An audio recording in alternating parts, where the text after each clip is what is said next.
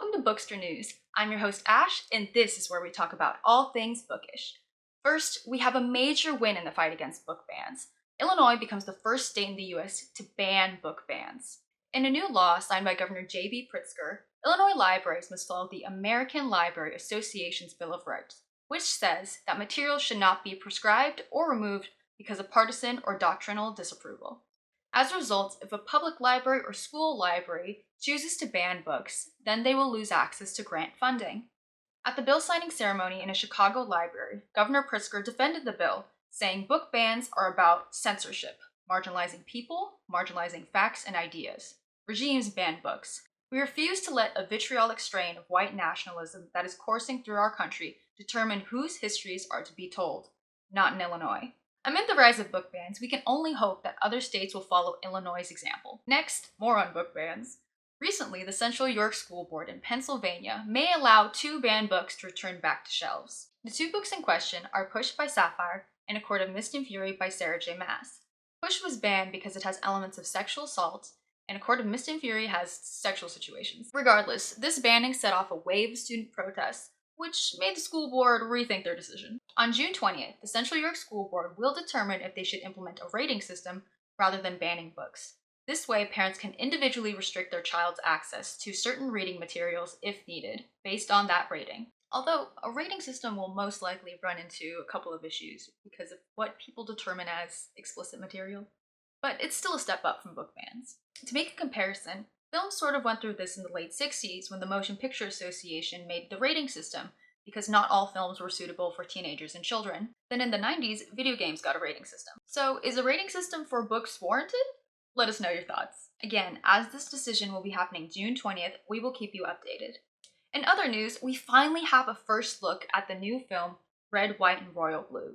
Based on the 2019 novel by Casey McQuiston, Red, White, and Royal Blue follows the romance between the president's son and an English prince.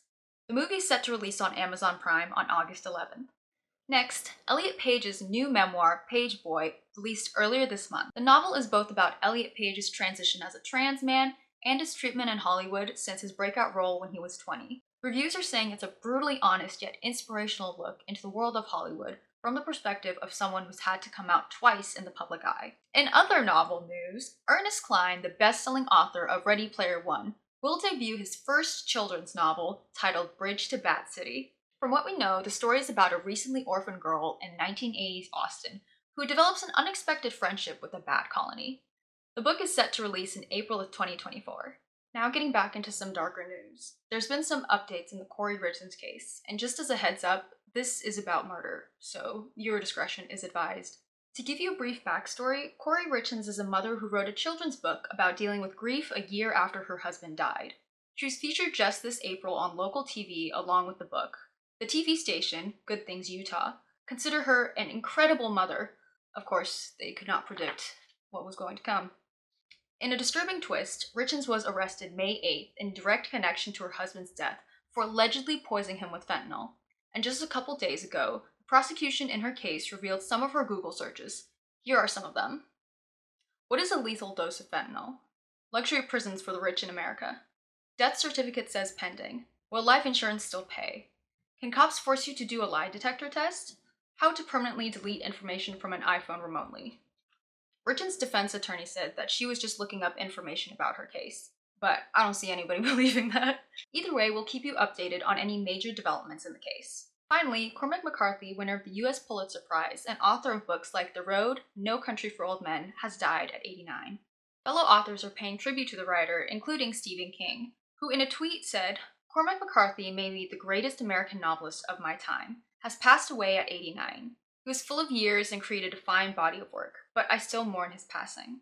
And with that, what do you think about today's episode? We'd love to hear your thoughts and comments down below. I'm your host Ash, and this has been Bookstr News. If you want to hear more about us, check out our website, and we'll see you next week!